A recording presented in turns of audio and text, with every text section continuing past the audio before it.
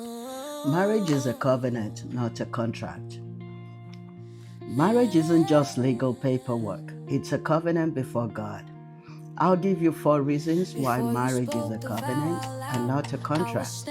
I'll explain why that difference matters more than you think. Knowing the difference, I hope, will help you prepare well for marriage if you ain't already married. I propose to you that not everyone married really knows or understands the real meaning of a covenant. And that's why we have divorces. So it is important that singles know what marriage is all about before they enter into it. At least if you are a Christian, you ought to know what the covenant of marriage is all about. Okay, let me clarify. I'm not talking about the covenant as in real estate. If you've ever owned a home, you're familiar with the covenant conditions and restrictions, popularly known as CC&R. Those are conditional covenants, and it lists conditions, restrictions that the homeowner must abide by. If the homeowner breaks any of those conditions, he or she will be subject to penalties. But the marriage covenant that I'm talking about is biblical, as in the blood, salt, old, and new covenants of the Bible. It is unconditional. Let me give you an example. If you mix Miss A's salt with Mr. B's salt, it is impossible to separate those salts afterwards. It means that before they were two, that is 2 salts, but now they have become one, inseparable. I can do a separate teaching on this at a later time, that is on covenants at a later time. Moving on though, let's dive into why marriage is a covenant and not a contract. Point number 1 on why marriage is a covenant and not a contract is that we'll first define what a contract is. A contract is conditional. It says, if you do this, then I will do this. It is conditional, like I previously stated. It's based on performance, like the example I gave in the CC&R, and it can be broken. Marriage becomes a contract when it's a conditional commitment. I'll stay as long as you make me happy. I'll stay as long as you meet my needs. I'll stay as long as you're fulfilling your end of the bargain.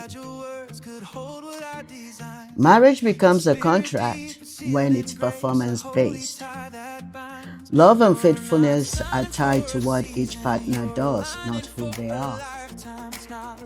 Marriage can also become a contract when there's an exit clause mindset. Divorce seen as an all-easy option when terms aren't met, like canceling a contract. Marriage can also become a contract when it's transactionally focused. When either party views marriage as a give and take instead of selfless giving. Marriage can become a contract when it's legal-only perspective. Defining marriage purely by paperwork, rights, and obligations without spiritual depth.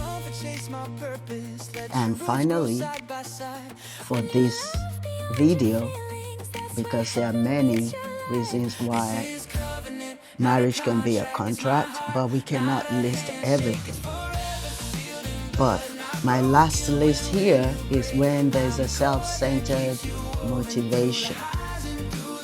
When either party enters marriage for personal gains, status, finances, convenience, rather than shared values or purpose.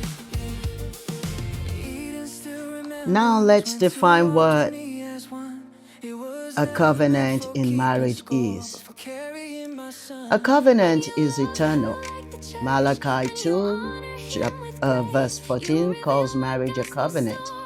It's sealed in God's presence and reflects Christ's love for the church, as in Ephesians 5. When people see marriage as a contract, they often treat it like a business deal, not a covenant. And here are the main ways marriage can look like a contract. Now that we've clarified what a contract is and what a covenant is as well, it's important to stress why the difference matters. If one person sees marriage as a contract and the other sees it as a covenant, there will always be conflict. You cannot enter into marriage being unequally yoked. There will always be conflict, no matter what you do. Your foundation must match God's design as a Christian. Okay, what are the practical implications? As a Christian, covenant means commitment. It means sacrifice. It means forgiveness. A contract says, I'll leave if you fail me. Whereas a covenant says, I'll fight for us because God joined us together. We are no longer two, we are one. We've come to the tail end of this video, where we've been talking about marriage is a covenant, not a contract. When you enter marriage with a covenant mindset, you are stepping into God's design, not the world's version. So what do you think? Do you believe marriage is a covenant before God? Type covenant, C-O-V-E-N-A-N-T, in the comments below. By the same token, let me know if you disagree that marriage is a covenant. Be kind while you leave your reasons below on why you think marriage is not a covenant. While you're doing that, let us know what you think marriage is in your own opinion.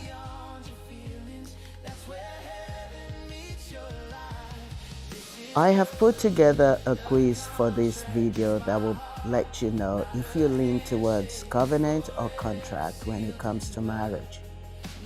Would you like to take the quiz? The link is in the pinned comment as well as in the video description.